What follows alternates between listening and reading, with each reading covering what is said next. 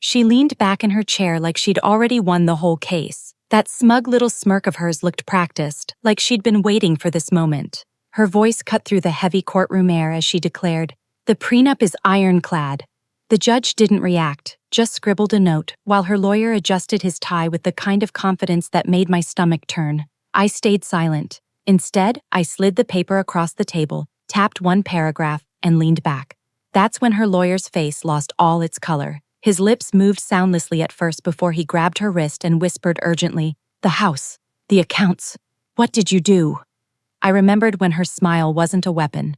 When we met at a fundraiser years ago, she lit up the room, polished, magnetic, untouchable. I thought I was lucky she noticed me. Back then, I was building my company piece by piece. She called me her visionary, said she believed in me, said we were a team, and I believed every word. For years, I carried the weight while she basked in the shine. Designer bags, exotic trips she claimed were for her mental health, nights out with friends I never met. I told myself it was balance, told myself this was love, until the cracks began to show. It started with late nights, vague business dinners. She didn't bother explaining anymore. Her phone flipped face down the moment I entered the room.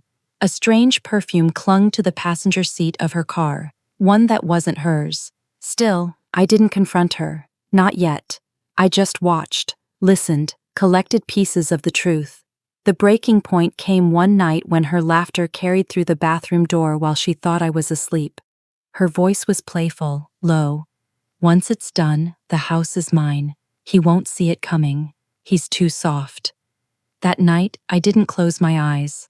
By dawn, I wasn't her husband anymore. I was something colder, sharper. She believed the prenup was her shield. She'd pushed for it before the wedding, dressed it up as security for us both. But really, it was her escape plan, tilted heavily in her favor. She never imagined I'd outthink her. Months before the wedding, when the lawyers were passing drafts back and forth, I slipped in a single paragraph. Dense, boring legal jargon, easy to overlook. But it redefined marital assets. Anything she tried to hide, transfer, or claim dishonestly would automatically revert to me.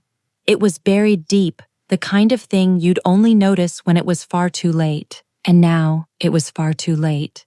She strutted into that courtroom in her designer dress, convinced she'd walk out wealthier. I let her have her moment, let her bask in it. Every lie, every hidden dollar she thought I didn't see had brought her here. When her lawyer finally read the clause, I saw his throat tighten. His eyes darted between the page and her, the realization hitting him like a hammer. She had destroyed herself with her own greed. The judge leaned forward, intrigued. Her lawyer stammered, trying to twist the words into something softer, but the language was airtight. My language. Her smirk cracked. The first real break. She hissed at him, "Fix it." But there was nothing to fix. I didn't need to shout, didn't need theatrics. My silence was louder than any words. Every second that ticked by in that courtroom cut deeper than any speech I could have made. She had hidden accounts under her sister's name, shifted property titles behind my back, certain I was blind. But that clause pulled everything into the open. Not just back into my possession, but into the official record. Her lawyer's panicked whisper wasn't for her, it was for himself. The house, the accounts. What did you do? That's when she finally realized she had handed me everything. The ruling came fast. The prenup she thought would ruin me ended up stripping her bare. The house came back to me, the accounts refilled under my name. Even the assets she thought invisible were now tied to fraud. She walked out of that courtroom pale, shaking. No smirk, no victory, just silence. I watched her leave, feeling no joy, no anger, only a deep, calm satisfaction. She thought betrayal was a game. She forgot I knew how to play better. People ask if I regret it. The answer is no. She wanted a war.